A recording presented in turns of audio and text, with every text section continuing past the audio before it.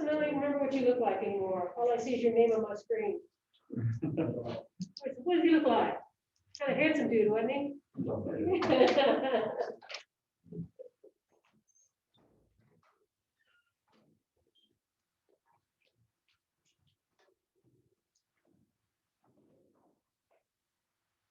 So we have played around with seeing where positive term series converge or don't converge, and how to explain to other people that why you think it converges or not. We have played around with alternating series, and we've looked at concepts of absolute and conditional convergence. Now we're going to look at something called power series, which is simply a polynomial. Right? Polynomial, something times something plus something times x plus something times x squared plus something times x cubed. Polynomials are nice in that they're continuous for all values of x. They're easy to take derivatives of. They're easy to take integrals of. They're easy to evaluate. So what we're going to do is look at power series, which are just polynomials, but they're infinite polynomials.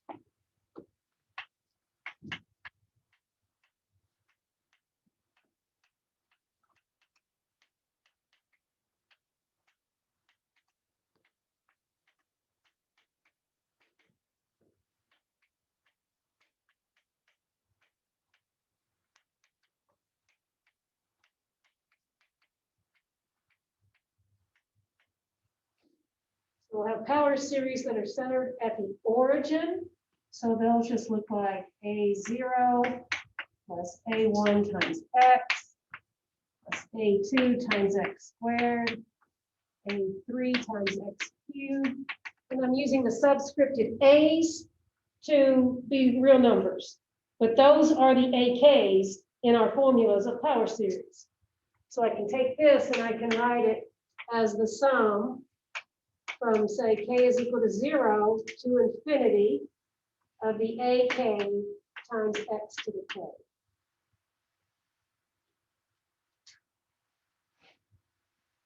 So these will be real numbers, but they'll look like the things that you had in your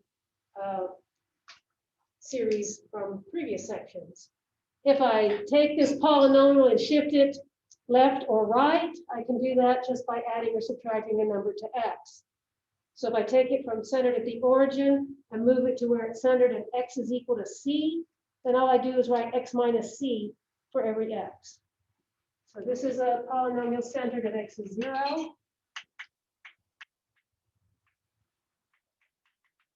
And then let's just move it over.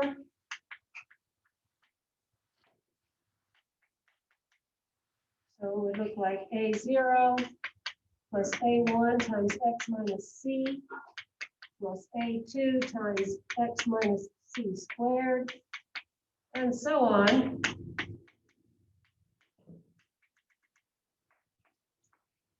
And I'll write as a sum from k is equal to 0 to infinity of AK times x minus c to the k.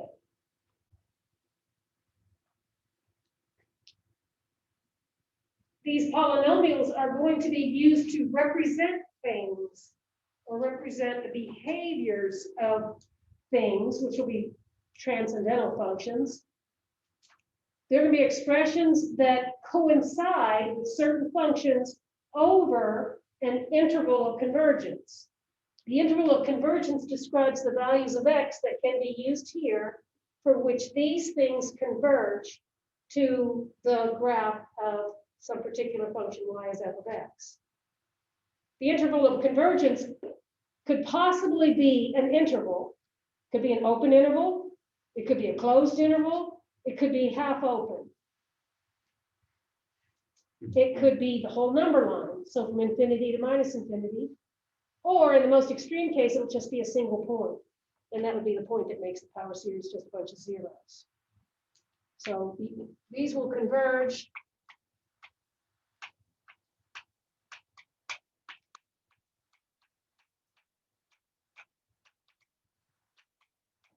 either A on an interval, right? That might be closed. It might be open. It might be closed on the left, open on the right, or open on the left, closed on the right. One of those intervals. It might be, they might converge on the entire number line.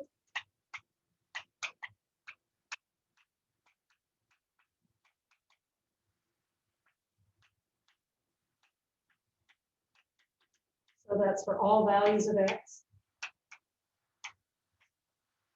Or in the most extreme case, they'll converge only at a single point.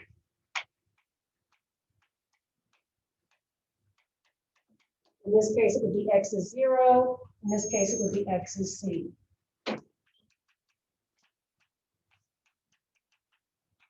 So that would be the trivial case when we can't get this to converge anywhere. What we do is we just wipe out the power series so that we're adding a bunch of zeros.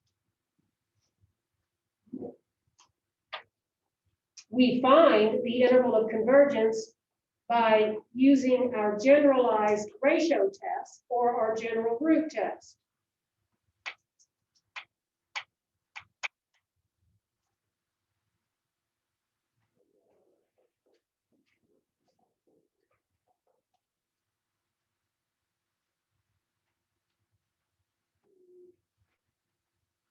Turn the camera, which means it's going to shut off.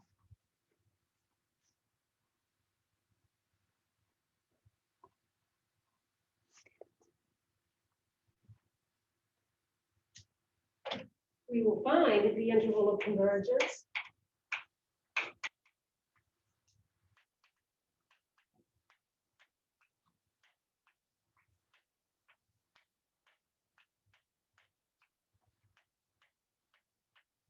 using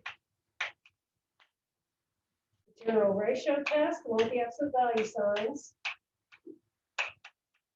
or in some cases, general root test with the absolute value signs.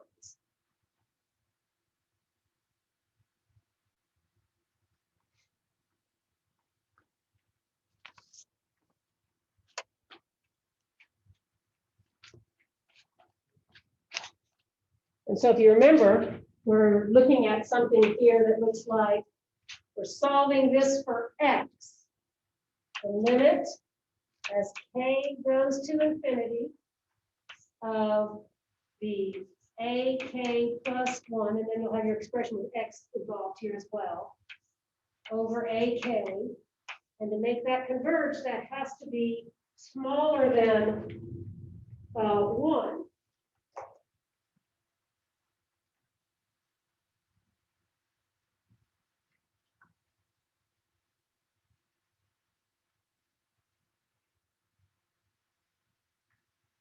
What are we going to do to make that come over here? Just write that down somewhere else. Write that down over here. We're going to solve this.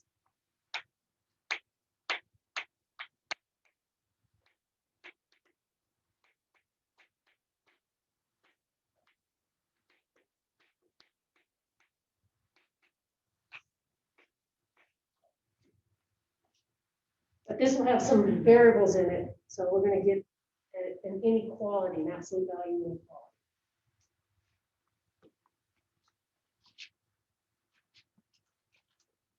So here's your first example.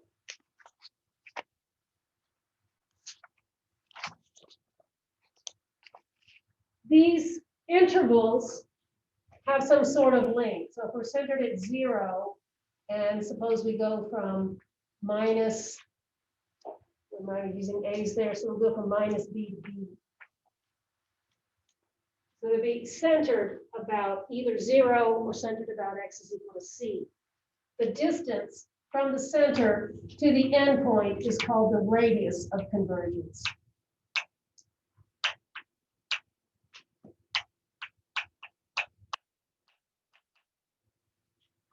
And I'll point it out when we're finding the radius where you see it in our steps. It's one of the in-between steps.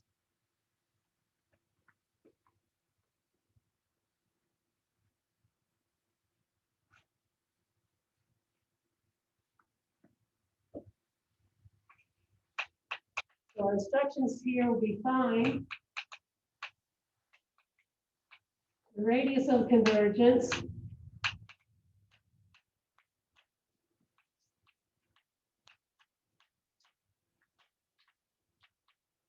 and the integral of convergence.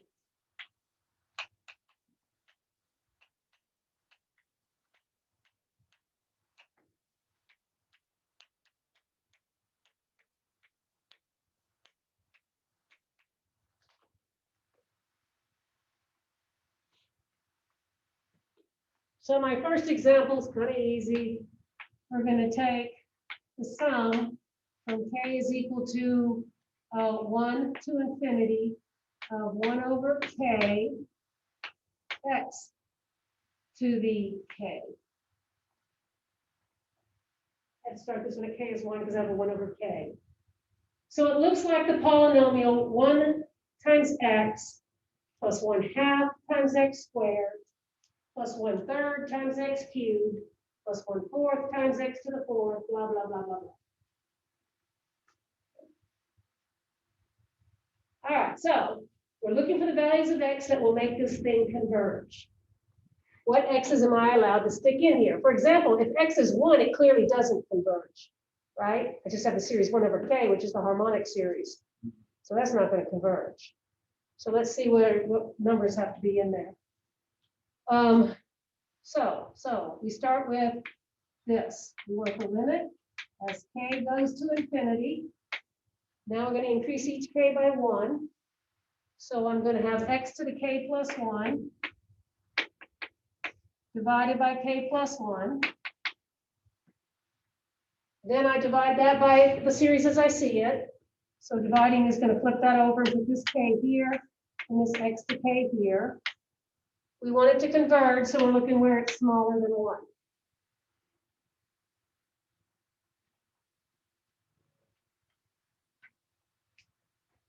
So the only thing that cancels is the x to the k, and it leaves us an x to the 1.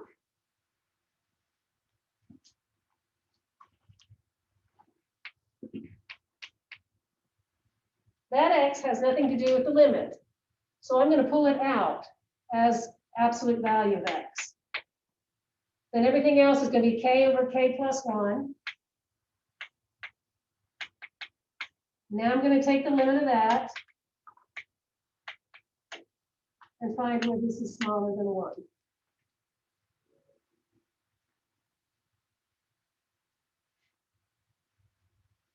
Okay, so what's the limit of the k over k plus 1? 1. So now I saw, I'll put a 1 here, done with the limit. So I have this. This number here, when I have the x by itself and the absolute value signs, this number is called the radius of convergence. So it's telling me it's going to converge in an interval of length 1 this way and 1 that way around 0.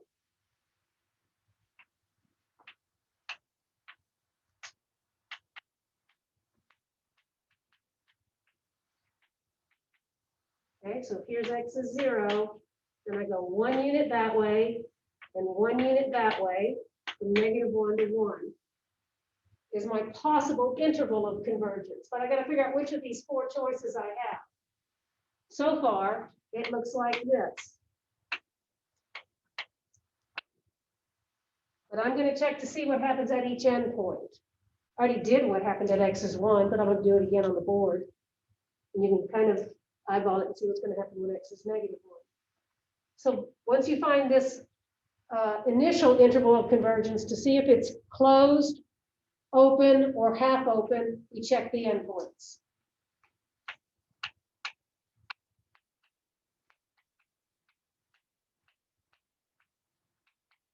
Go back to the original series and substitute out the x for whatever the values are at each endpoint. So at x is equal to 1, I have the series 1 over k times 1 to the k. And at x is equal to -1, I have the series 1 over k times -1 to the k.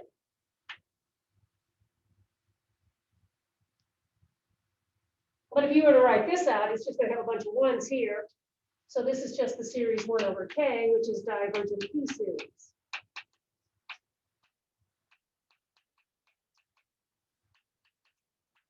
So I keep that endpoint open. Keep this one open. Do you know anything about the series -1 to the k times 1 over k? It's a convergent alternating series. Every alternating P series converged, remember? Because it has a limit to 0 and decreases. So this endpoint is closed.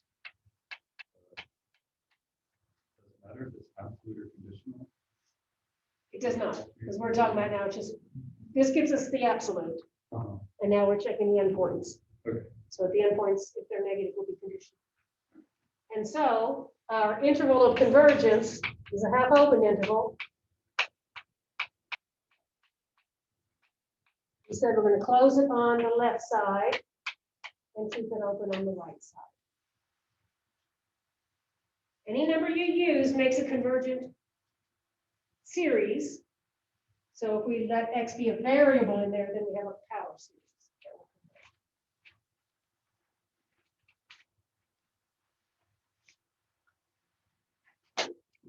Okay, so in my next one, I just make a slight change.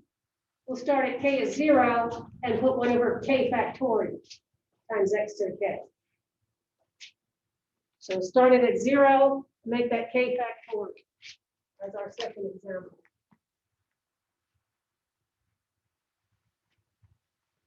Zero factorial is defined to be 1, so that shouldn't be any problem.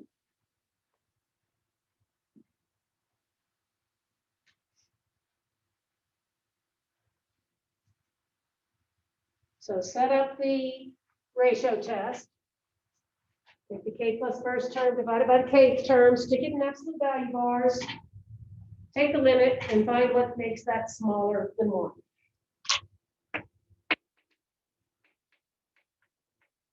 So my k plus first term has an x to the k plus 1, k plus 1 factorial, divide by the kth term, and find the values of x that make that smaller than 1.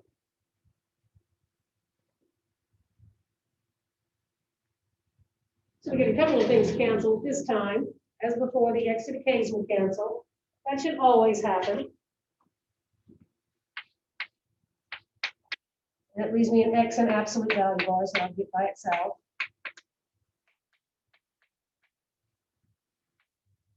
And what's left between the k factorial divided by the k plus 1 factorial? 1 over k plus 1. 1 over k plus 1.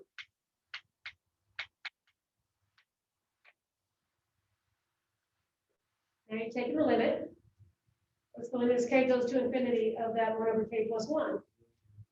So this says you need to take your x, multiply it by 0, find the x that makes that product smaller than 1. Any value that makes that smaller than 1 because we're multiplying by 0. So this is an example of a power series that converges for any real number x. The interval of convergence is for minus infinity to infinity. This is true. This holds for any x. So the interval of convergence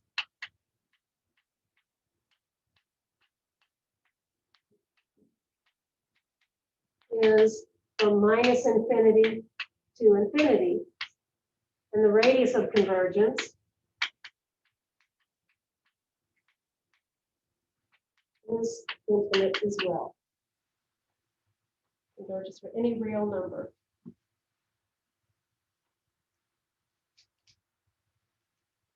Remember that one, because we're going to come back to it. We're going to find the function that it converges to. What a tease! Maybe, if you're good, I'll show you. So I said it can converge on a subset of the number line, the whole number line, or only for a single point. So let's look at that third case. Let's look at the power series K factorial times x to the k.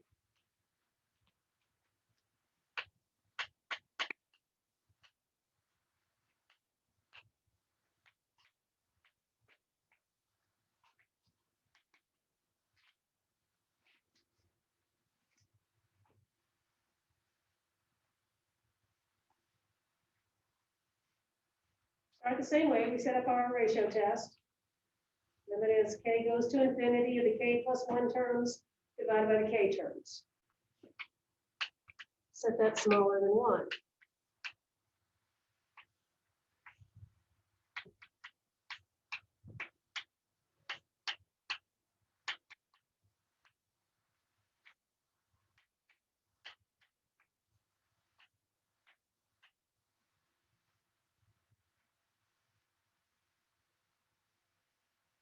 So the x to the k's cancel, like I said they would.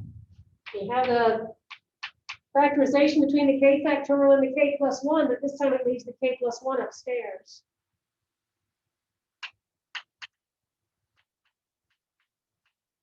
Here's the x to the first power. Here's the k plus 1 that's left after we cancel the k factorial. We need to find the value of x and make that smaller than 1. But since our cancellation left us a k in the numerator, this limit becomes infinite.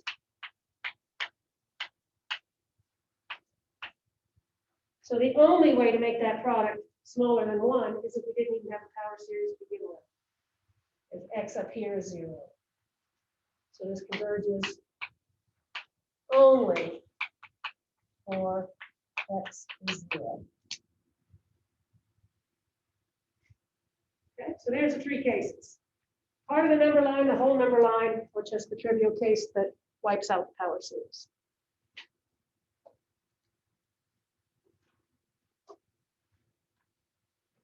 So let me let you try one all by your lonesomes. Let's take the power series. Start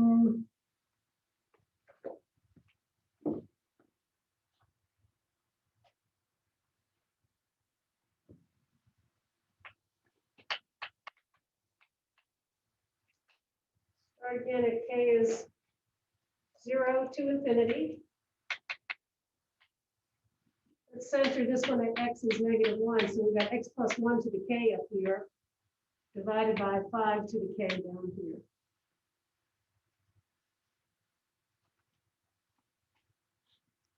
Now the ratio test will be a good place to start, but notice that both things have a kth power. So maybe this one's quicker if you just did the general kth root test. So that tells you kind of a hint. Just do the general kth root test, set that less than 1, and solve for x.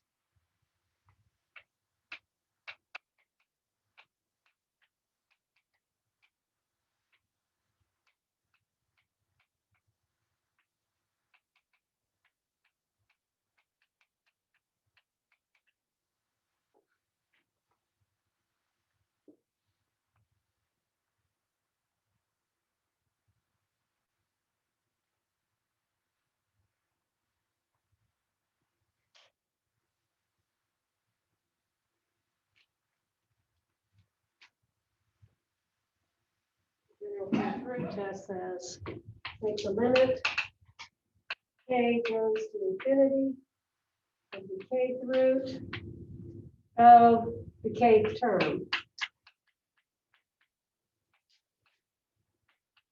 Absolute value, and set it smaller than 1. We need the absolute value because x varies. That stuff in the parentheses there can be positive or negative. So keep the absolute value bars. You can move the kth root inside the absolute value bars. So it gets rid of all the k powers, and we're just solving this for x.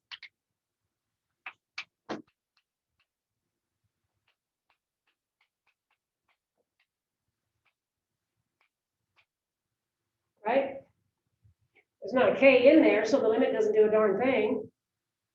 We just have x plus 1 over 5.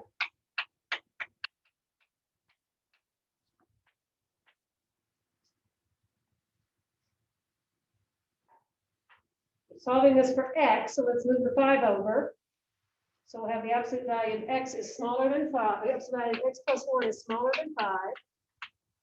So that's our radius of convergence, the 5. But this is describing an interval centered at x is -1. So if we're at x is equal to -1 and go 5 units this way and 5 units that way,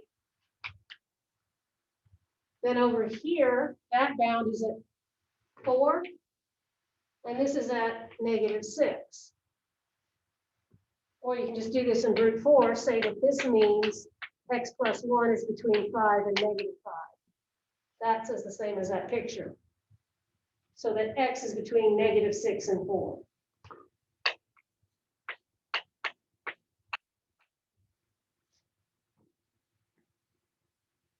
Now, one at a time, check the endpoints.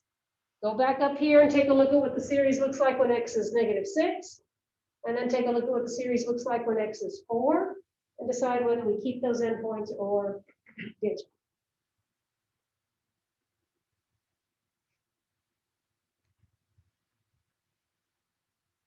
Go to 1 is. Yeah, we'll get the 5 to the k cancel each time, right? One's going to end up as -1 to the k, and the other one's just 1 to the k. Neither of which will converge.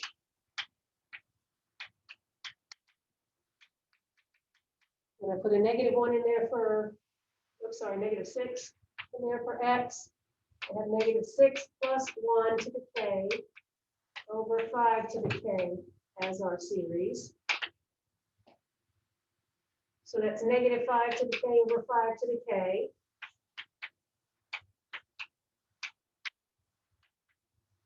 And remember that -5 to the k can be written as -1 to the k times +5 to the k.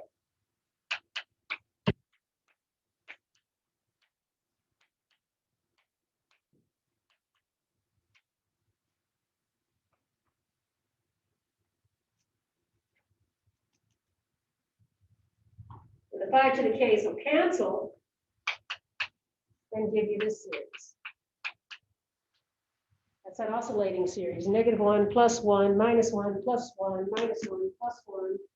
So that's going to diverge. The other one, when x is equal to 4,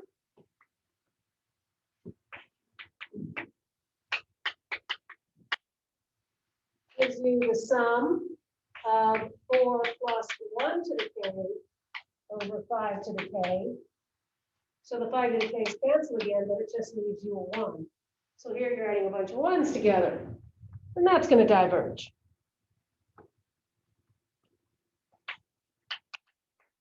So our interval of convergence is going to be the open interval.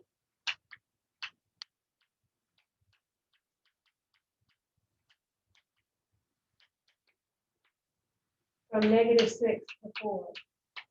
And the radius of that is 5, right? Half the distance between the two endpoints.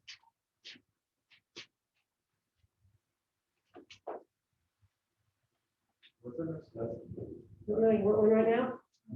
Let's run through it real quick. Good luck, huh? Will they do an hour after? No. It'll take a while though, because I'm not allowed to print anything. I have to be sneaky, I have to be covert. Don't listen to that. The next test is, that's my Tuesday, Thursday class. The 20 something. 23rd? 23rd? That sound right? That is a Friday. It is a Friday. That's spring of 20, so that won't be us. Last semester, last spring, the test was on the 23rd. So let's find this semester's. I think it's the last day that I can give a test, if I remember correctly.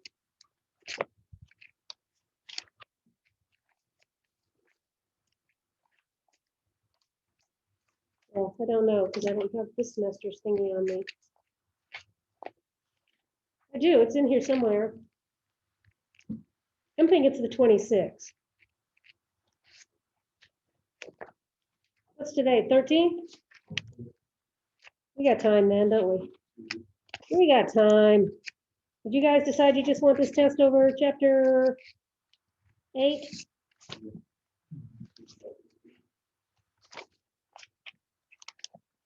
Yeah, we got time. I don't know where I put it.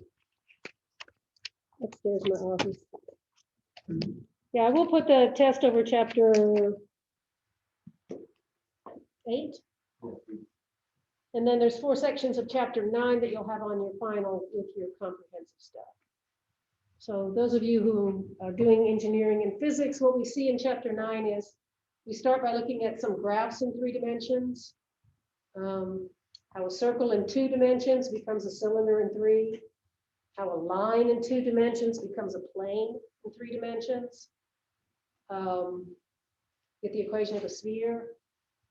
And then we'll look at 2-dimensional vectors, 3-dimensional vectors, what it means to multiply them by a constant, what it means to add them, subtract them, and then the 2 vector operations that are analogous to multiplication, the vector dot product and the vector cross product. Part of some of that stuff? So that's what's in chapter 9, and you begin your calculus 3 with a review of chapter 9. So I don't even have to do a good job. I can do a real crappy job on this because you get to review it again when you're in calculus. How about that for my inspiration? I don't even have to do a very good job. I can half-A it. Okay, now I want one that's not so, I want one that's not a root test. So let's do another one here. This one I promise I'll let you do it all on your own. Find the interval of convergence and the radius of convergence for the power series. Sum from k is equal to 0 to infinity, -1 to the k, k, x minus 3 to the k, all divided by 4 to the k.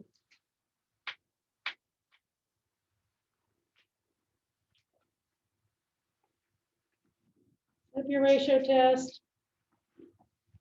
Let me know when you at least get to the radius of convergence, and then I'll check you.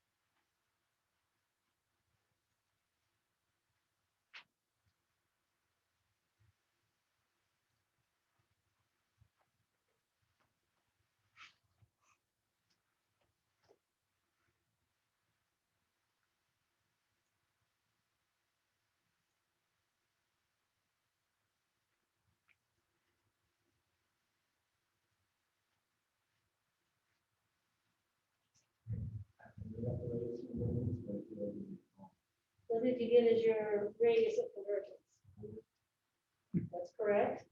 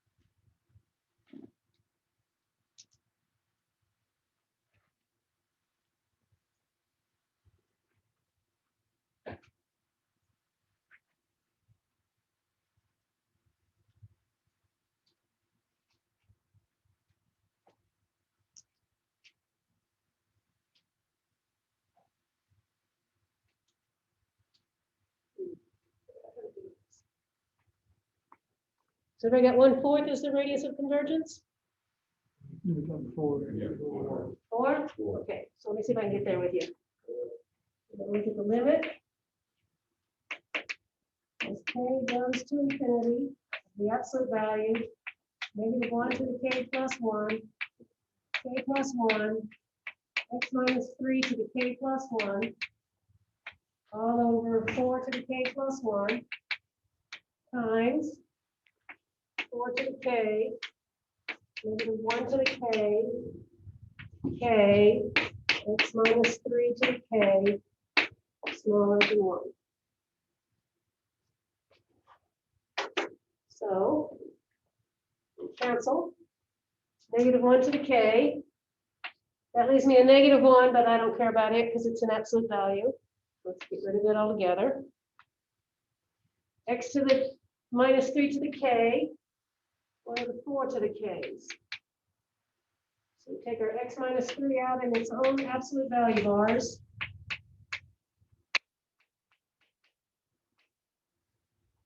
And I've got k plus 1, 4, and then that k.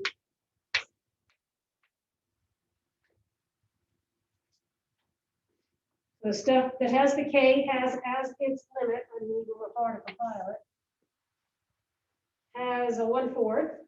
So now I solve this.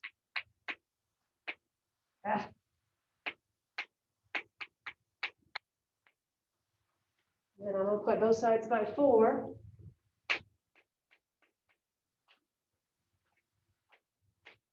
And 4 is your radius of convergence. But that's a radius around an interval that has 3 as its center. So I go 4 units in each direction to get the endpoints of the interval.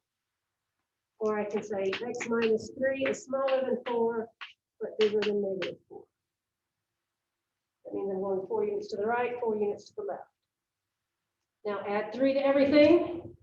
So far my interval of convergence is between -1 and 7. Get that far? Super. Let's plug those 2 endpoints into the original series and see what the new series looks like.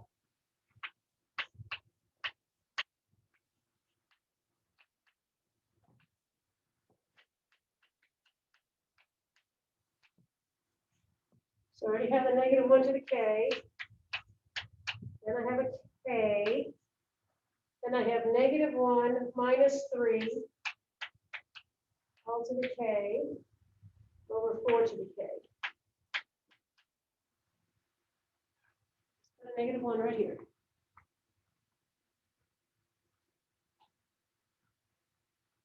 So that stuff in the second parentheses is a -4 to the k.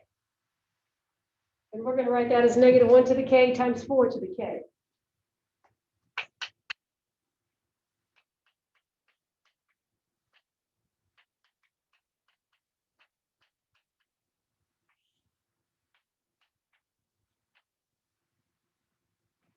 So the 4 to the k's cancel. The -1 to the k multiplies with the -1 to the k, and you add the exponents, and you get -1 to the 2k. But for any power, or any value of k, 2k is even. And -1 to an even number is always 1. So these two give me -1 to the 2k, any k, that's equal to 1. So my series just has a k in it. That series converge or diverge. So keep that endpoint open.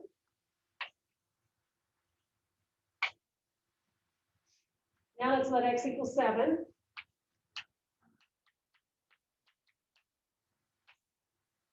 So I have -1 to the k, k. Did I lose my k somewhere? No, it's there. -1 to the k, k, 4 to the k, over 4 to the k.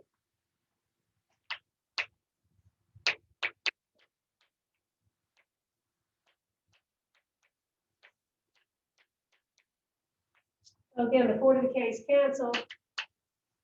And you get -1 to the k times k. Does that converge or diverge? Divergence. That diverges as well. This is k turn and go to 0. So that endpoint is open. So our interval of convergence is the open interval from -1 to 7.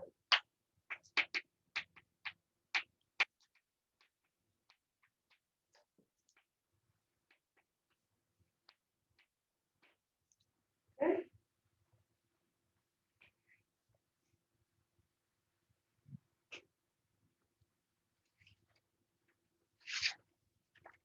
Let's get you another one here.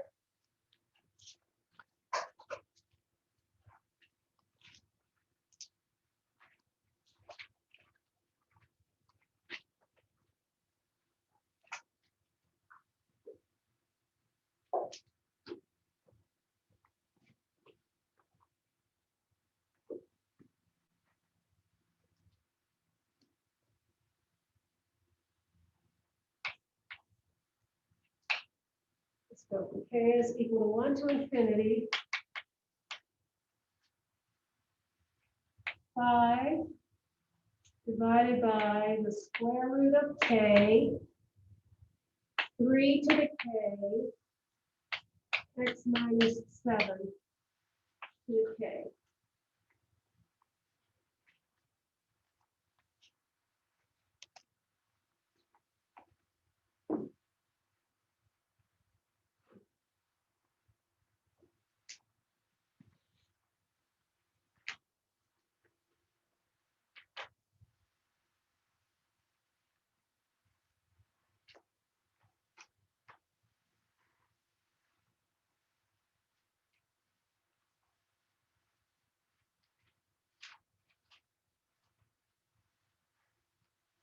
Excuse me.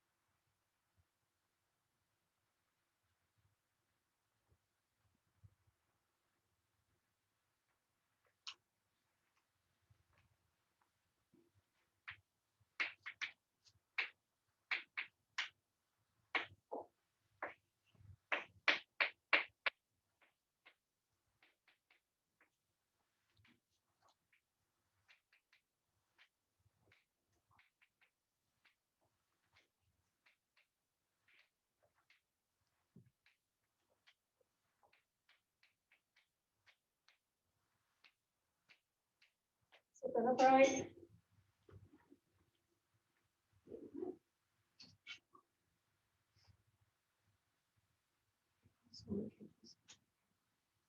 Okay, so maybe it looks like the 5s would cancel.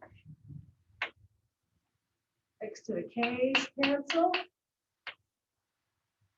3 to the K cancels. That might be all. So I've got X minus 7 that I'm gonna pull out here. Limit, so let's put the limit there.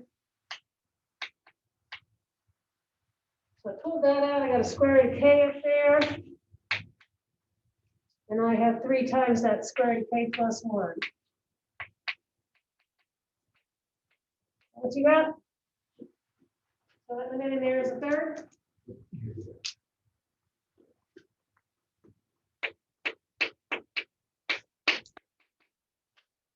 And 3 is our radius of convergence.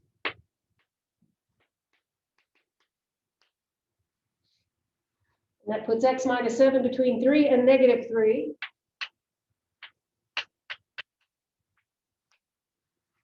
So if I add 7 to all sides, negative 3 plus 7 is 4. 3 plus 7 is 10. You get me to there? Okay, let's check the endpoints.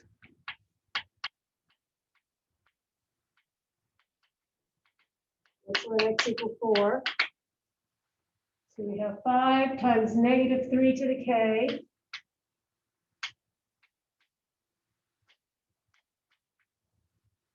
Square root of K.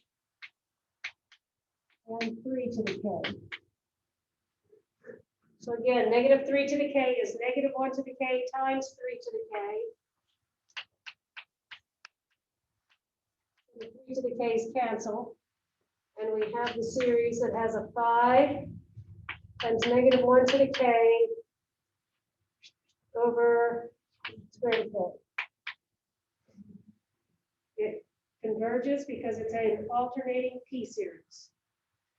This is convergent. It's an alternating P series.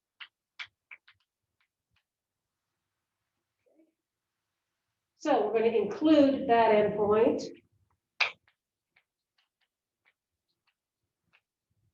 Now let's let X equal 10.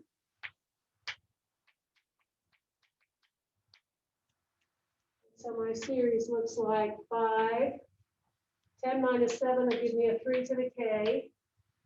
Square root of K. 3 to the K. So the 3 to the K's cancel. Then we have this guy. What's your conclusion on the series 5 over the square root of K? That is a divergent P series. So this endpoint is open. And so if I go back to here, I wanted to close it up at 4 and keep it open at 10. So there it is with both notations. Okay? Is the first interval only converging because it's alternating? Correct. All alternating P series converge because they are decreasing and have a limit to 0. Okay, take yourself a little break. And I'm going to see if I can figure out this graph up here.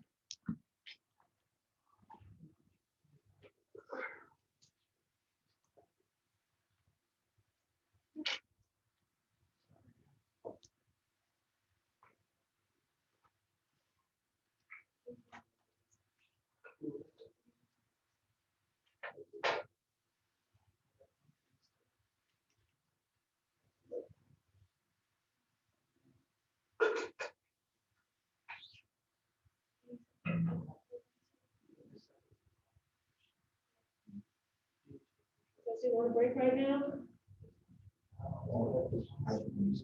You wrote too much and too fast?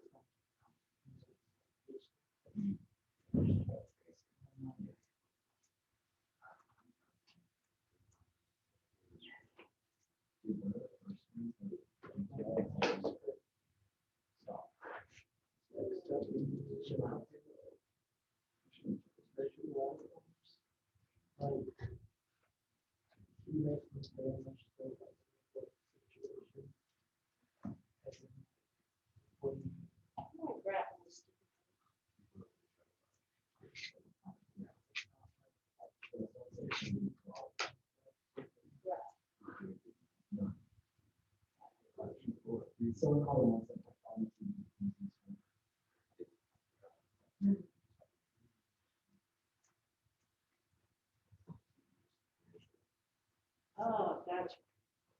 Gotcha, gotcha.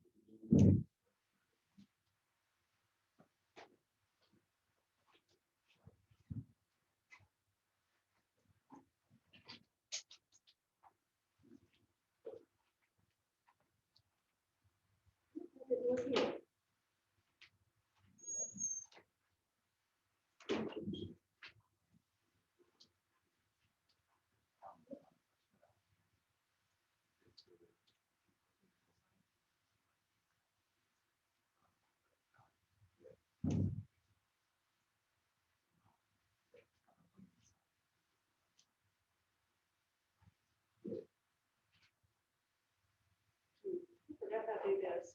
We didn't mix that up.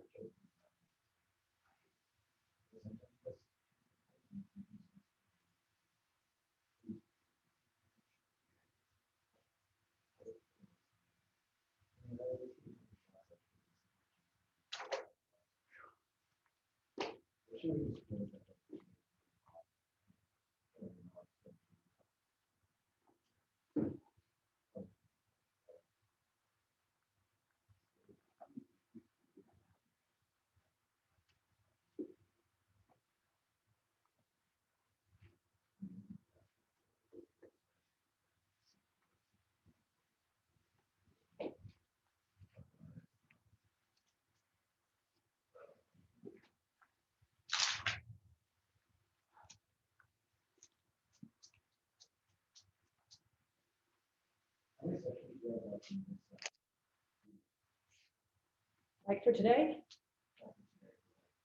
We're on section 8.7, we got section 8.8, and then 9.1, 2, 3, 4. 6 total sections left. Maybe we'll just have a volleyball tournament or something. Yeah.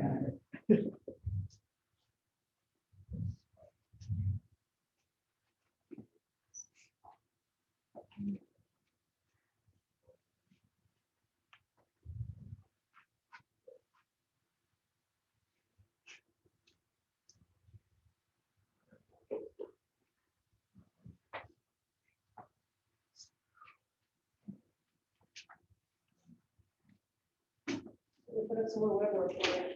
Yeah, right, it's like work, but Don't trip, don't trip. Not liable for any accidents that happen in my classroom. Okay, so we see power series, we can figure out their intervals of convergence. Here's primarily what they're good for. On its interval of convergence, in a power series, you can do term-by-term substitution, term-by-term differentiation, term-by-term integration. Okay. Power series.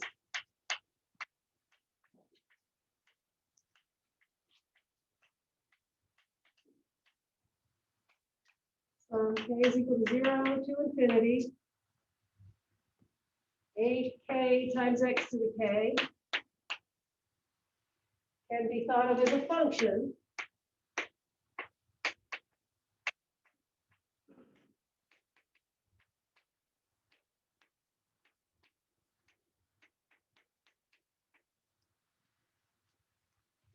on its interval of convergence.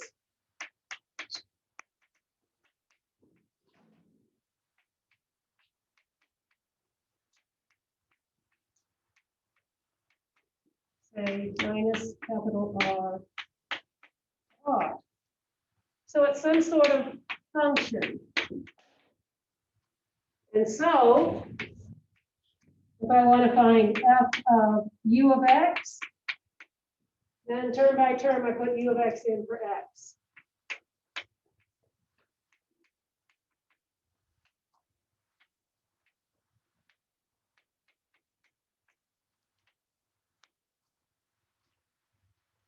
And f prime of x, I can take the derivative term by term. It'll be the derivative with respect to x of the sum from k is equal to 0 to infinity of a k x to the k. And you can move that inside. You can only do that on its interval of convergence.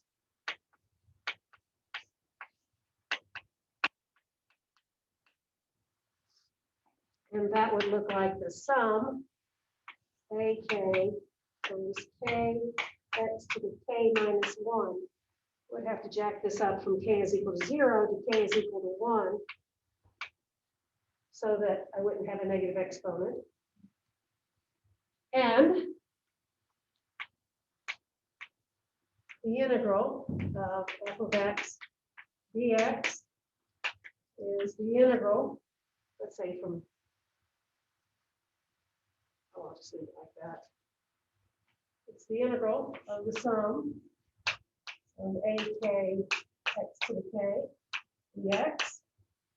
On its interval of convergence, we can make this swap.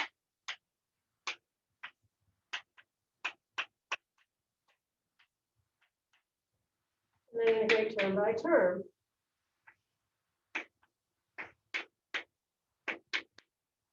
And then get some sort of constant of integration.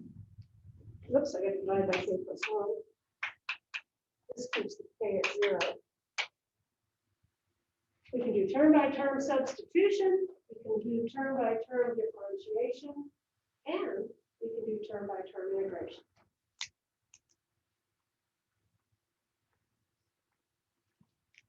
So we're going to go back to that example that we had that had the sum of x to the k divided by k factorial. That was the one that converged over the entire number line, from minus infinity to infinity. I want to take its derivative, and I want to take its antiderivative. After you write this down.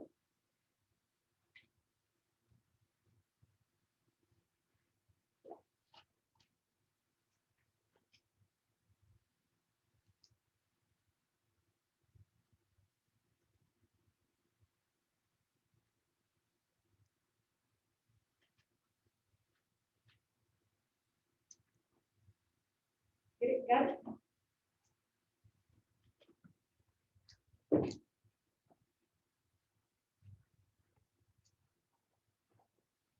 So in an earlier example,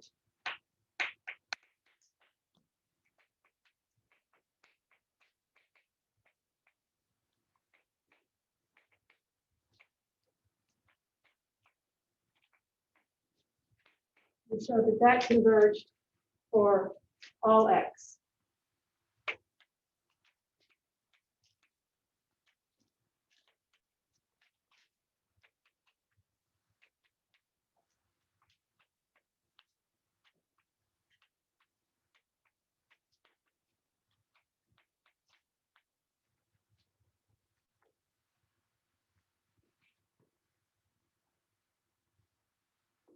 So let me write out what this looks like. I'm going to write out like the first 4 or 5 terms.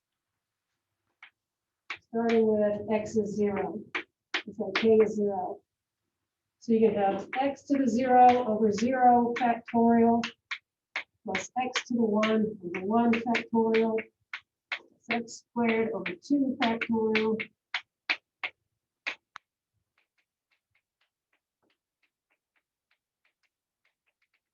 Like that.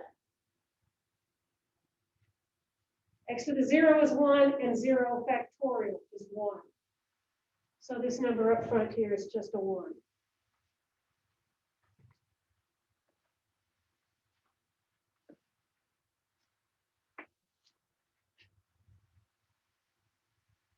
Okay, watch what happens when I take its derivative term by term. Well, the derivative of the constant is 0. The derivative of x is just 1. 1 factorial is just 1. The derivative of x squared is 2x, and then I have the 2 factorial. Next one is 3x squared, and then a 3 factorial. 4x cubed, and a 4 factorial. I put a couple more terms in here. I have a 5x to the 4th over 5 factorial, and so on.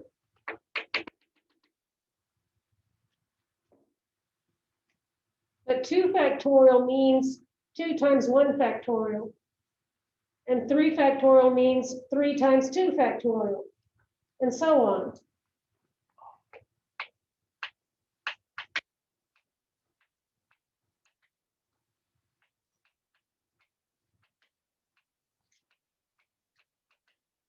That, right? And what that allows me to do is cancel all of those coefficients in the numerator. I can cancel this 2 with that 2, and I end up with x over 1 factorial. I can cancel this 3 with that 3, and I have x squared over 2 factorial.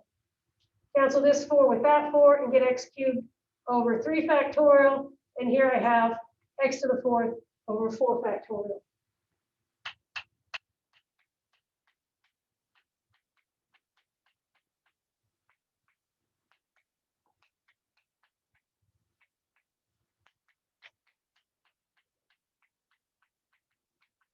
Right?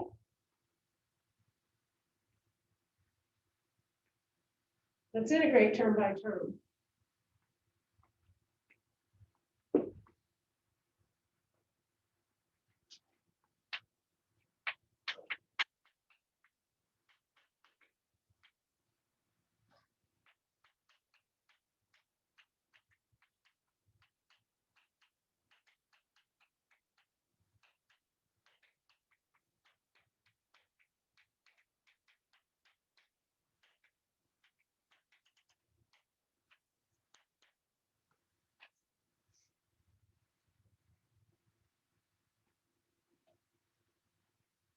When I integrate the 1, I get x.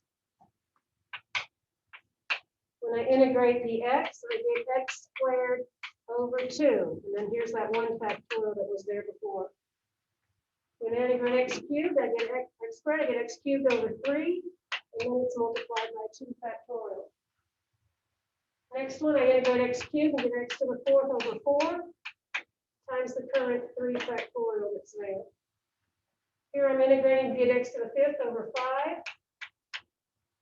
And then I have a 4 factorial. And then I have x to the 6th over 6 times 5 factorial. And then at the end, I can tack on a plus c.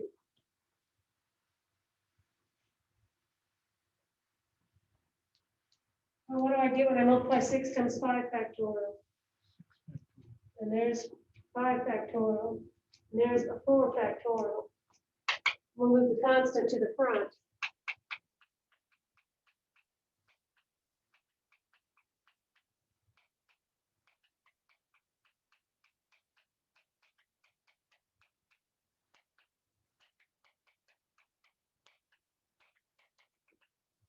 Where have you seen these before?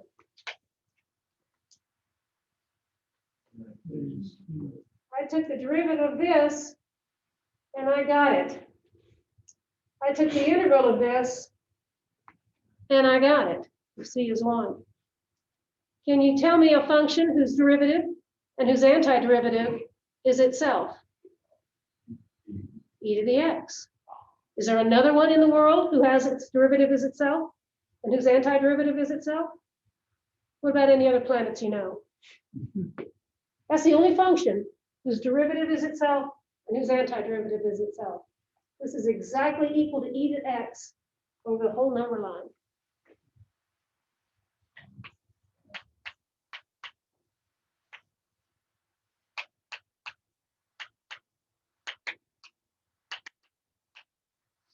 Well, why is that such a big deal? Who cares? Well, I got e to the x written as a polynomial. If I wanted to know what e to the 5 was, I replace x with 5. And I could get e to the 5 is roughly equal to wherever I truncate it. I would have 1 plus 5 plus 5 squared over 2 factorial, 5 cubed over 3 factorial, and whatever level of accuracy I want, I stop when I don't want any more terms, right? One thing I know how to do is integrate e to the x. I know how to integrate e to a constant times x. I can't integrate e to the x squared unless I have an x as part of the integral. Now I can integrate e to the x squared. I can integrate it term by term. Suppose I wanted to compute the integral from 0 to 1 of e to the x squared.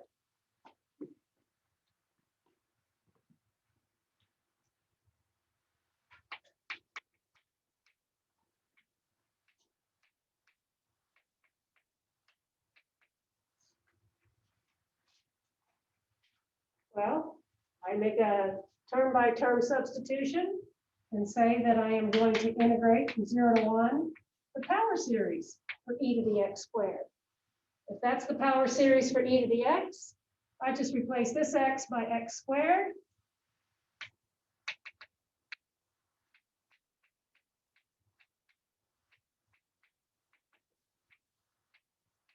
And I integrate that term by term. So I'm going to do it out here in long form. I'm going to replace each x by x squared and integrate them from 0 to 1. So I'll have 1 plus x squared over 1 factorial plus x to the 4th over 2 factorial. If this is x squared cubed is x to the 6th.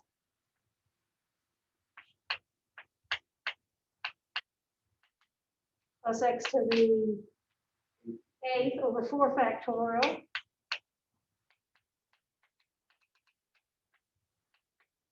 Depending on what level of accuracy I want. Now I can integrate each one of those and evaluate them from 0 to 1.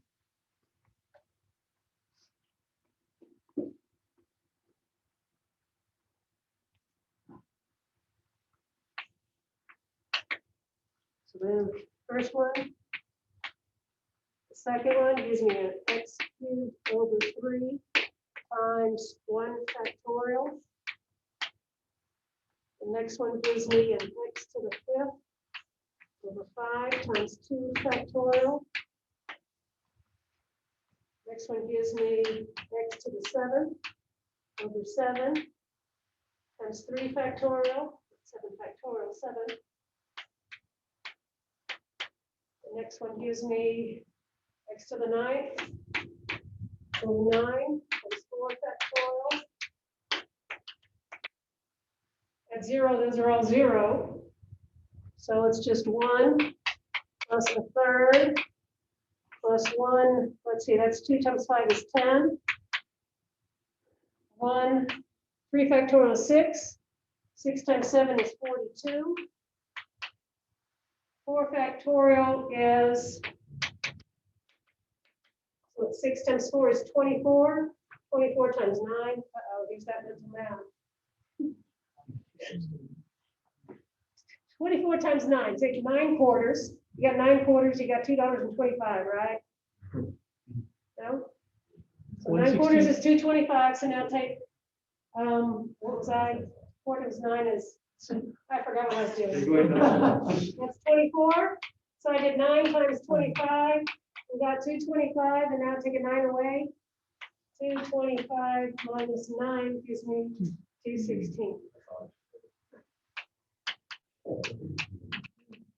And then depending on how small these are, right, if you get your calculator out, and this is 1/200, so that's 0.0005.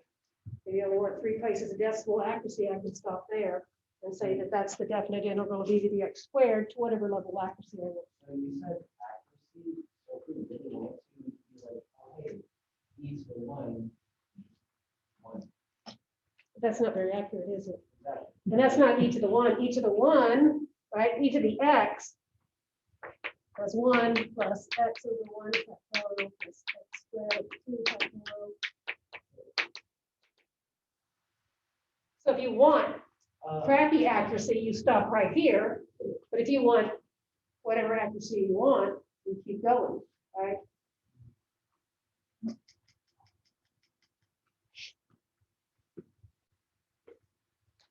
Also, when you are taking differential equations, a lot of times you can't find a function in closed form that satisfies a differential equation. The differential equation is an equation that has derivatives added or subtracted together. For example, x plus x double times 0 is an example of a differential equation.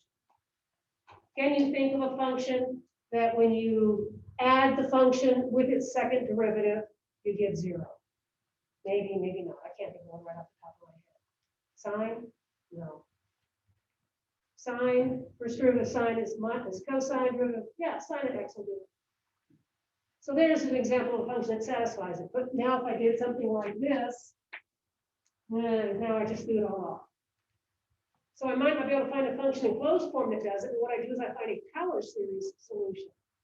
I put a general power series in there where I have coefficients instead of a 1/k factorial. I take this as my f of x. I take 2 derivatives of it and plug it here. I put that there, I gather like terms, and then I manipulate it so that it looks like a solution in power series form. You'll do that at the end of your differential equations class next semester or 2, whenever you take 3350. Yes, sir. How do you get the idea of how do you get I'm integrating this thing term by term by adding 1 to the power and dividing by the new power. Okay. So I took a known power series and I made a related power series by term substitution. And then I'm able to do the 2 operations that I said. I can do term by term integration or term by term differentiation. How did you figure out E is related to factorial? Isn't that amazing? It's crazy stuff, wild stuff, but it's true. Because we saw it had its derivative and integrals itself. How many different forms are there? Any different forms of error E? Yeah. I mean, what do you mean? In terms of a power series? like, I think you need so many different ways to represent. If a function has a power series representation, it's unique. So that's the only way to represent e to the x as a power series. So how do you start with a function and then come up with a power series? Here I have the power series and we kind of stumbled into the fact that it was this particular function. Well, that's left up to the brilliant minds of Taylor and Maclaurin. Taylor was a mathematician that said, if you have a function that is infinitely differentiable, in other words, it has to have derivatives that exist at some center C, like e to the x, you can take derivatives of it forever, but 1 over the square root of x, you can only take derivatives of it if you're away from 0. Then it has derivatives that exist at points away from 0, right? If you have an infinitely differentiable function, he came up with a formula that fit a polynomial to that function. And that's what we're going to do next. We're going to look at his formula.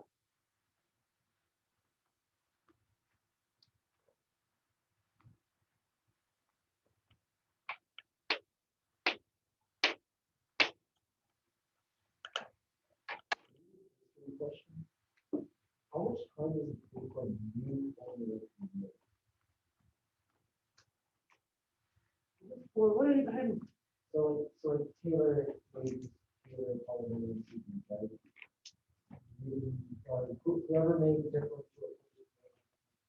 equations, like, how often is a new formula made for a new time? Well, they have journals in which new findings are put all the time for every subject, right? So it might not be a formula per se, but a new concept was proved that could eventually lead to a new formula. Do you remember that one that had this prize on it that nobody could ever solve this problem?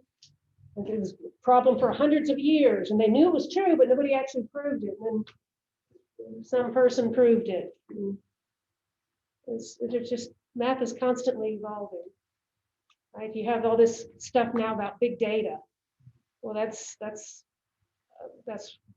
because of research done by mathematicians and statisticians that they know how to find these things in big data. I don't know. It's gone. I've been studying math all my life, and I can walk into your typical professional math talk and know nothing of what they're saying. I may as well just stick my finger in my own. I have no idea what's going on. It's so specialized at that level. We used to always have to go to these talks as graduate students so that the person in front of the room felt like they were talking to somebody. But I know all of us are sitting back there going, oh, I wish I was somewhere else. Kind of like you guys are doing now. Because it's hard stuff. This newness is hard. So I don't know how long it took Taylor to come up with this idea. I don't know how long it took, calculus as the concept to be developed. Long time, I suppose.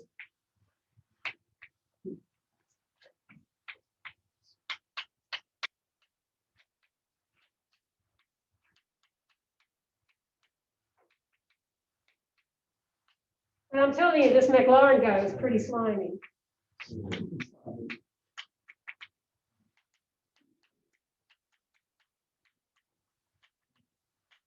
What Taylor did is he took infinitely differentiable functions and wrote a polynomial, a general formula for a polynomial that fit that function centered at x is equal to c.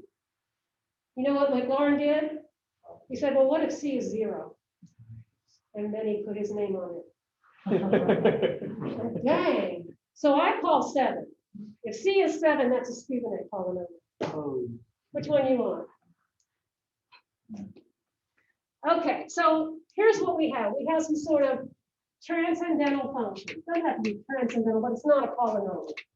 Now f of x be a continuous function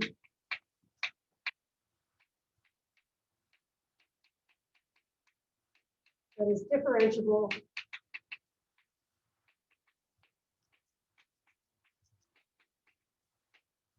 in some interval containing x. So who knows what f looks like? You know what e to the x looks like? E to the x looks like this. Most polynomials, right? A first degree polynomial is a line. A second degree polynomial is a parabola. A third degree polynomial is something like that.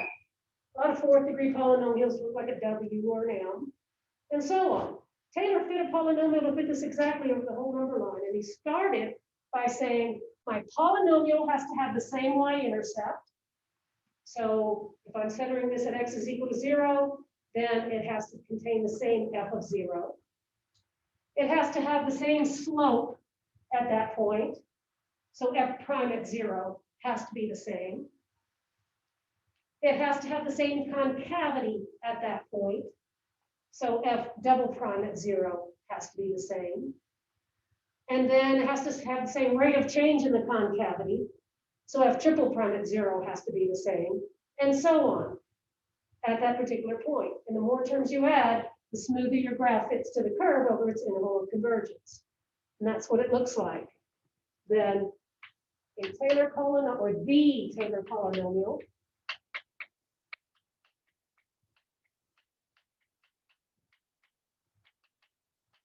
for f centered at x is equal to c looks like, or is given by, whatever f is, e to the x or whatever. I said it has to have the same y-intercept. So there it is at x is 0. If you move it over to x is c, f of c has to match. It has to have the same tangent line to it. So it needs f prime x c times x minus c to the first power to exist. Then it needs the same concavity. So we want f double prime x c times x minus c squared. Now we're going to start putting some coefficients in here. To make the curves fit, we have to squish them together a little bit. Turns out this one's a 2 factorial. This one's a 1 factorial. And then the next term, you get the rate of change in the concavity to be the same. F triple prime at C has to be the same. Here's the polynomial term. That's a third degree polynomial. And there's a 3 factorial under here. And then it goes on like that forever.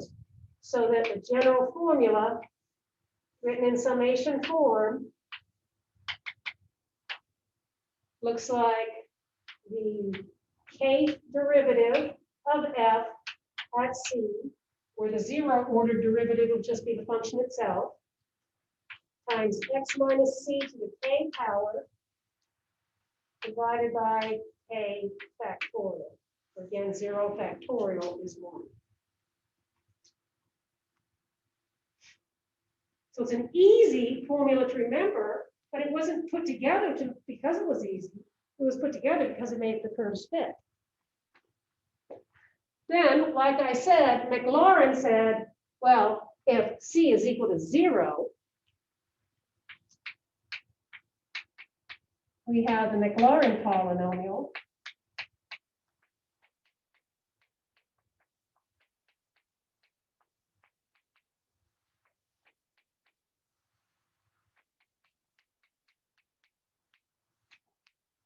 And that polynomial that we had for e to x was a Maclaurin polynomial.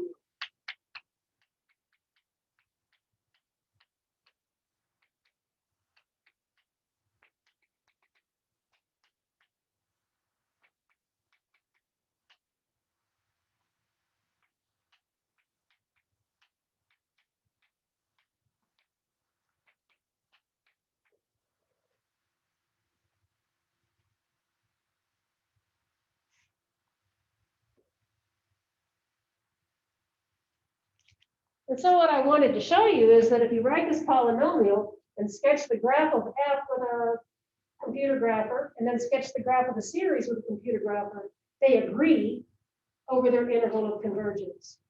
And I'll figure out how to use that version of Maple, and we'll do that probably in class next time. But for today, let's just build us our own Taylor polynomials, Maclaurin polynomials. I'll just call them all Taylors, because Maclaurin's kind of slow me here.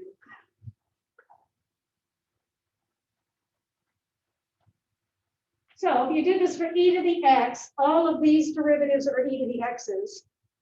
And if you did it at x is equal to 0, e to the 0 is 1. So you have 1 plus 1 over 1 factorial times x, plus 1 over 2 factorial times x squared, and so on. So that's how easy it is to make the Taylor polynomial for e to the x. Let's build one for the sine of x centered at x is 0. Let's make a Taylor polynomial for the sine of x centered at x is equal to 0.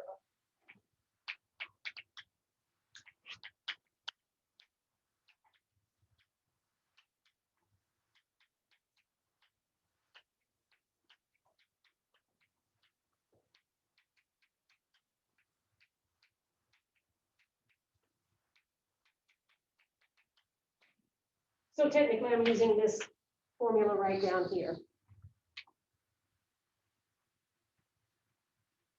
Let's take a whole bunch of derivatives of sine of x. Then we're going to have to evaluate that function and all of its derivatives at 0, and then put in the proper x to a power and factorial. The factorial always matches the power.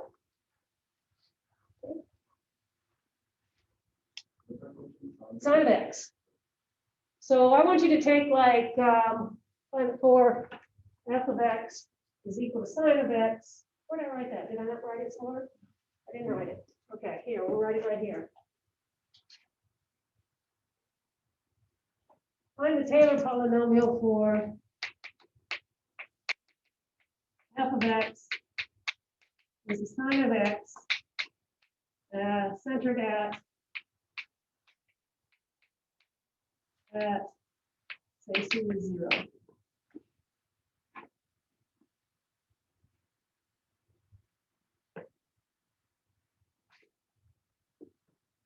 So I don't know, let's think about 8 derivatives of that.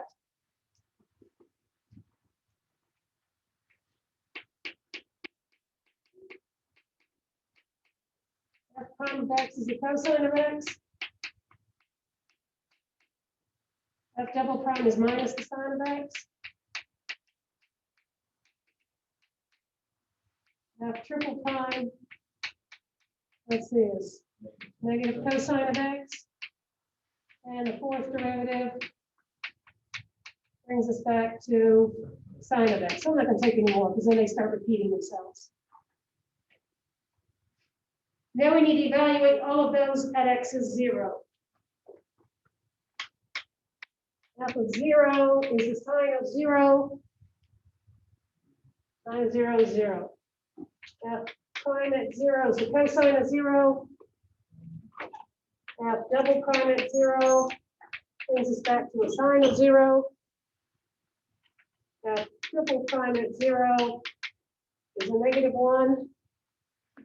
And the fourth derivative at 0 is back to 0. So you're only going to get ones and negative ones for the odd order derivatives, and zeros for all of the even ordered derivatives. So let's look at what we're going to have. We're going to have 0 here, 1 over 1 factorial times x, 0 here, negative 1 over 3 factorial times x cubed. The x to the fourth term is going to be 0. What's the x to the fifth term going to be? The fourth one's going to be 0. There'll be a positive 1 over 5 factorial times x to the fifth.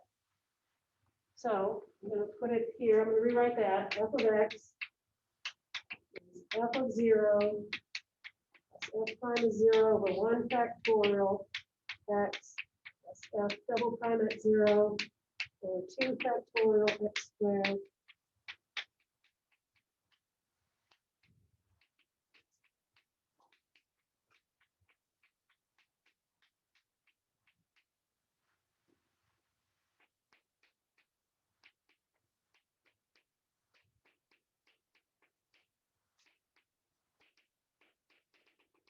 All right, so I'm going to rub this out so I can just write underneath that.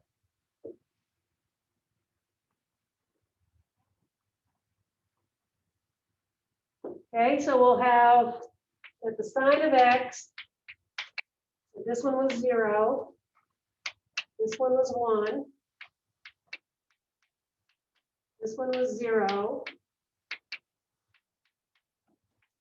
this one was negative 1.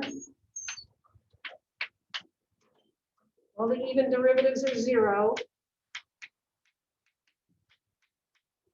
Now I'm back to 1.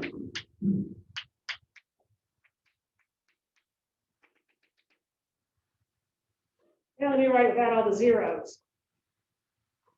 Right, these terms are all going to multiply to 0.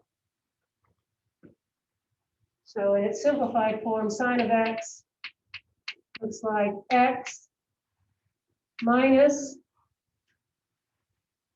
oops, this is a factorial, minus x cubed over 3 factorial plus x to the fifth over 5 factorial. The next one will go to negative x to the 7th over 7 factorial, and it's going to keep alternating. Let me see if you can write a general formula for that.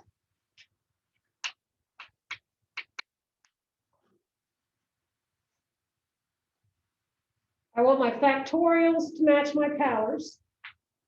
I want my powers to always be odd.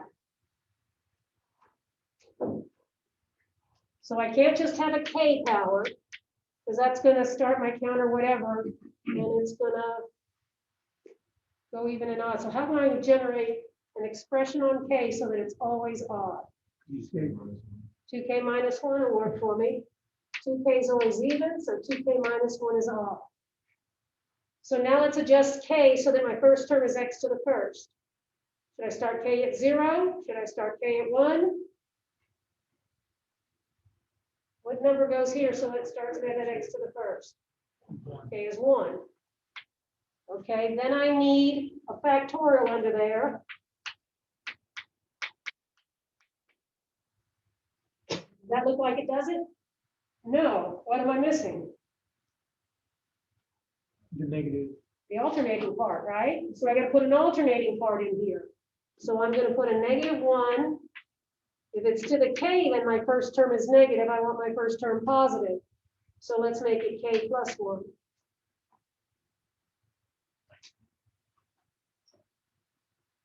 Do you agree that that matches that? Okay, now I want you to find the radius of convergence and the interval of convergence. Starting with this, find the interval of convergence.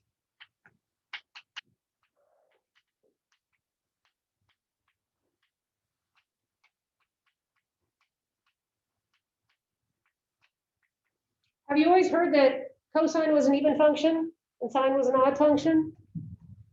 An odd function has the property that sine of x and sine of minus x have the same value but opposite in SIG and sine, where the cosine of x and cosine of minus x have the same value.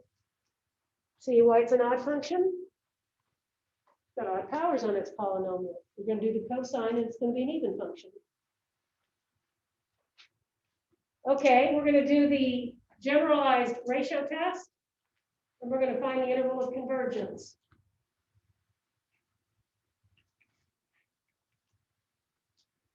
See how far I can write up here.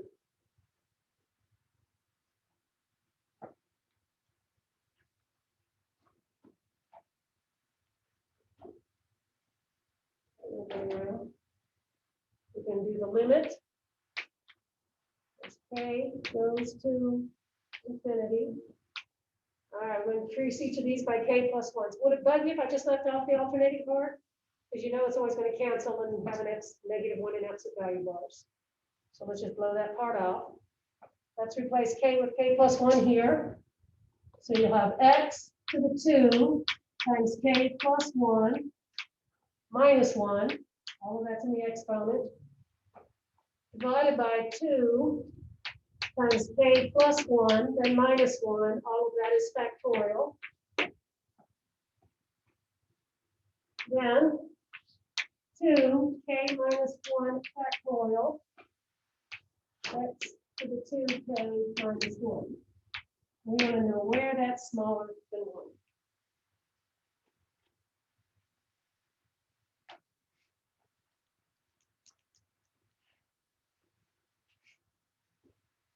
So this is 2k plus 2 minus 1. That's the same as 2k plus 1. So this is x to the 2k plus 1, which is x to the 2k times x to the 1.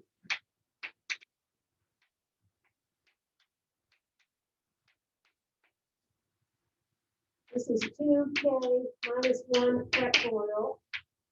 This I said was 2k plus 1 factorial, and that's x to the, that's that, x to the 2k, x to the minus 1.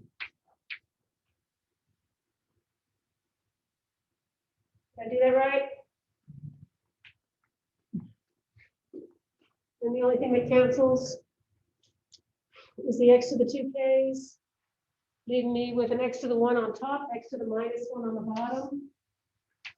So let's put that together as an x squared. It's still in absolute value bars, but I really don't need them because it's squared. But I'll put them just for the heck of it. Then I got the 2k minus 1 factorial and then a 2k plus 1 factorial, where 2k plus 1 factorial has a 2k minus 1 factorial in it. Right, 2k plus 1 factorial means 2k plus 1 times 2k times 2k minus 1 and all of the previous factors. So this looks like 2k plus 1 times 2k times 2k minus 1 factorial. So that cancels those, and it leaves these two guys on the bottom.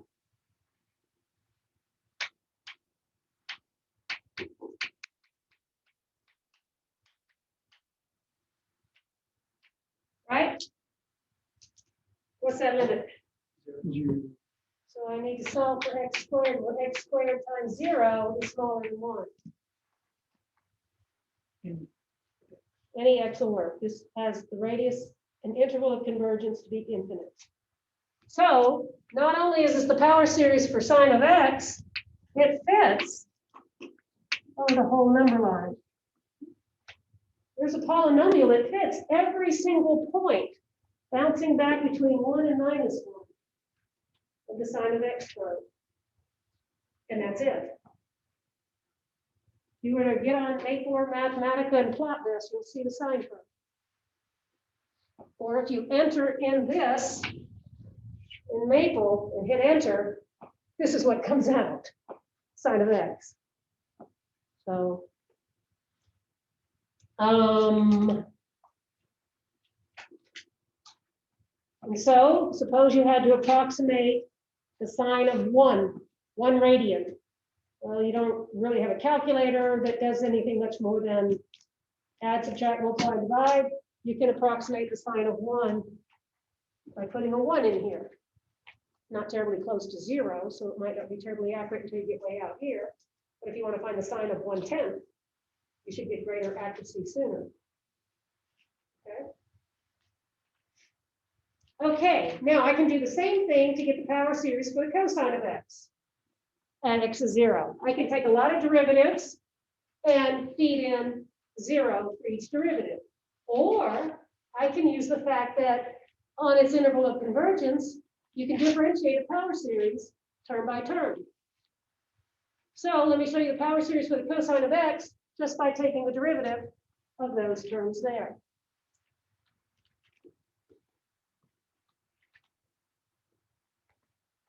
And now we can generate the Maclaurin series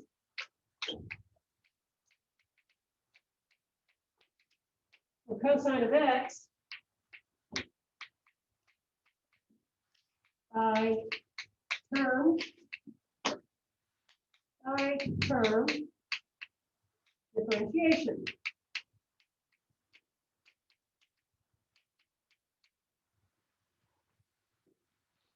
I'm looking here, and I'm going to take the derivative term by term. So on the left side, derivative sine of x is cosine of x. Here I am, the derivative of x is 1. Now I got this minus sign. I take the derivative of x cubed, and I get 3x squared. Then I put the 3 factorial on it. Now here, derivative of x to the 5th is 5x to the 4th. And then I still have that 5 factorial down there. Now I'm here, so I got a minus 7x to the 6th over 7 factorial.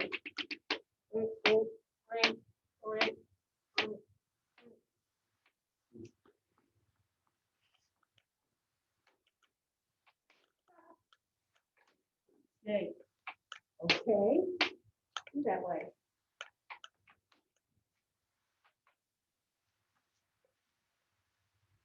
Okay, I'm in here, I'm going to take the derivative. Just remember, you take the derivative, that moves the counter up 1.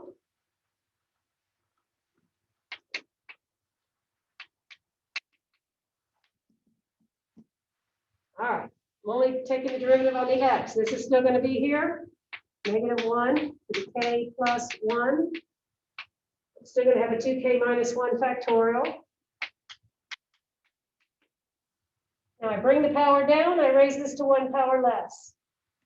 So I have 2k minus 1 x to the 2k minus 1 minus 1.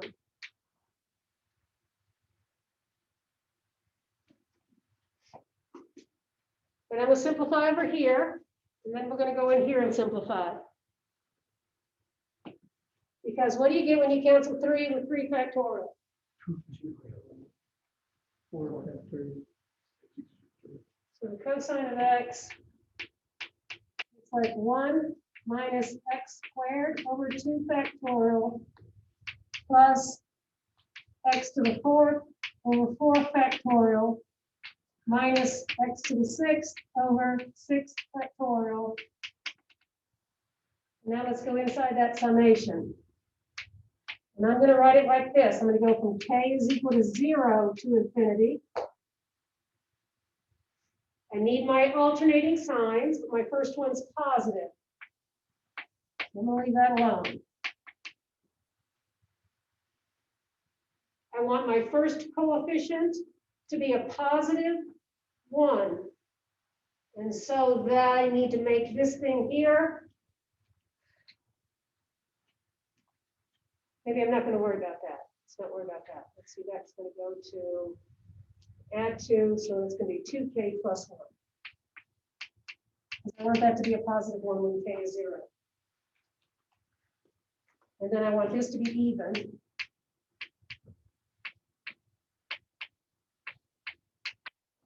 Let's see if it generates those terms. If k is 0, oh, that doesn't do that. Let's put this as 2k plus 1. So, no, it's still going to give me a positive. How about, I think I'll be positive. How about k is 0, I get negative 1 to the 1. I don't want that. Let's just go to k. Let's just go to k there. So that I'll be odd when k is odd, even when k is even. Okay, so then I want, when k is 0, I get a 1, x to the 0 over 0 factorial. That works. Now when k is 1, I get a negative. K is 1 here, I get, oh, I don't want that. I think that's going to be a minus 1. Because I want a 1 here. Oh, I don't even want anything in front of there. I just want that. I want the powers and the factorials. That's what I want right there. And yeah, because look, if you cancel here and then move the subscript, adds 2 and then cancel, and that leaves me with 2k. So that's the cosine right there. If you do the ratio test, you should get that the interval of convergence is the whole number line as well. Okay. All right, so let's take something that doesn't have a derivative at x is equal to 0 and find its power series shifted away from 0. For instance, the natural log of 0 is not defined. So I can't write a Maclaurin series for the log of x. But I can write a Taylor series, say, centered at x is 1. So let's do that. Write a Taylor series where f of x is equal to log of x with center c is equal to 1.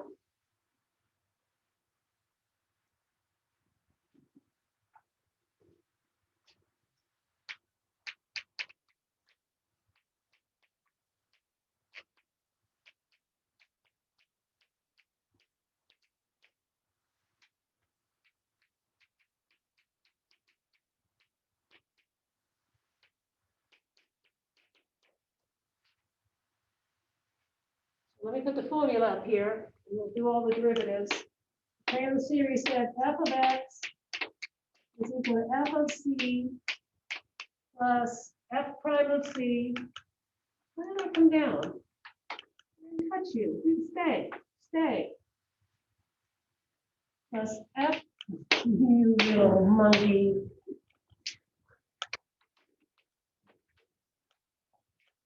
Okay. Plus f prime at C times x minus c to the first power over 1 factorial plus f double prime at c x minus c squared over 2 factorial plus f triple prime at c over 3 factorial x minus c cubed plus the fourth derivative at c x minus c to the fourth over 4 factorial and so on.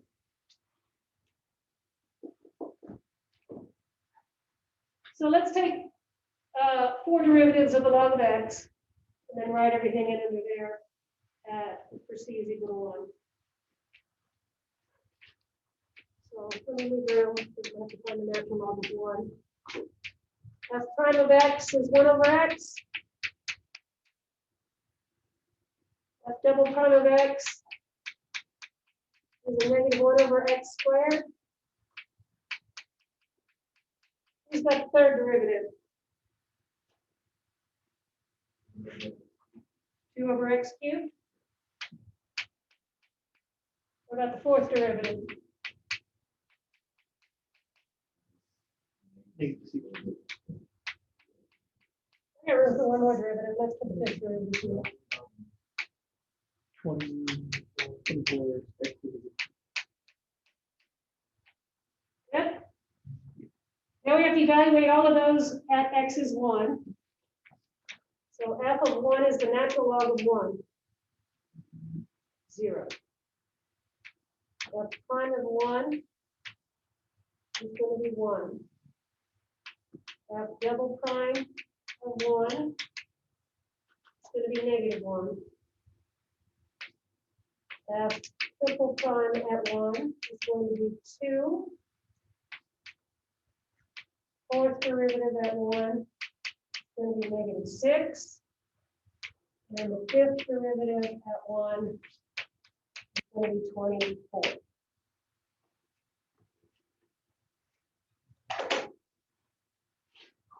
Okay. When I divide those by the factorials, those numbers themselves are called the coefficients. Because they're coefficients of x minus 1 to a power.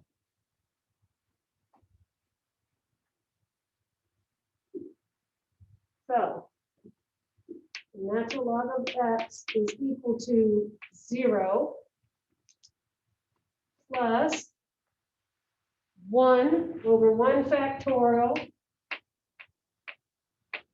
x minus 1 to the first power. F double prime at 1 was negative 1 over 2 factorial times x minus 1 squared. F triple prime at 1 was 2 over 3 factorial times x minus 1 cubed. Fourth derivative at 1 was negative 6 over 4 factorial times x minus 1 to the fourth. And so the next one's a positive 24 over 5 factorial x minus 1 to the fifth. The next one's going to be a negative.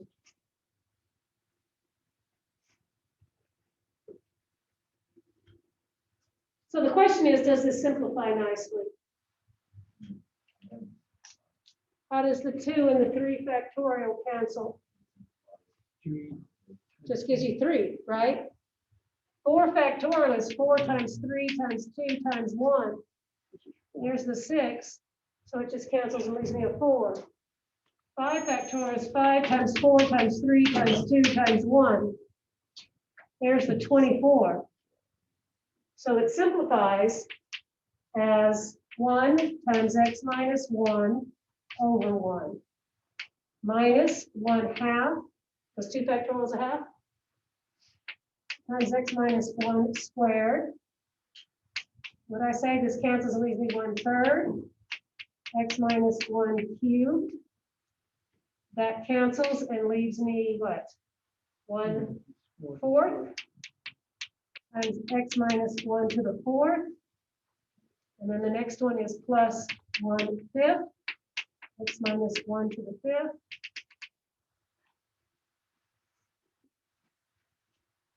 So I ask you, can you write this as a power series? You got x minus 1 to the k divided by k, and a minus 1 to the k plus 1. And we're going to start k at 1.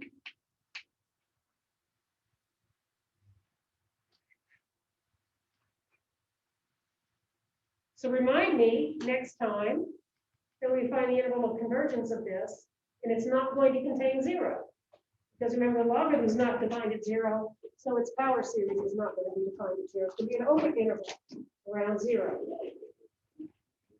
I think you'll find the interval of convergence for this one takes us out to 2, but I can't remember if it's closed or open.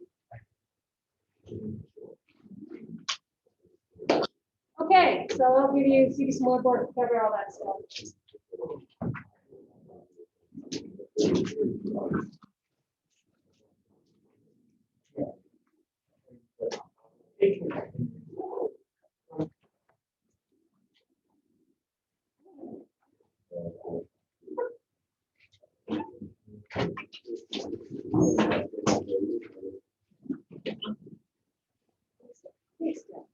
Don't worry, Thank you.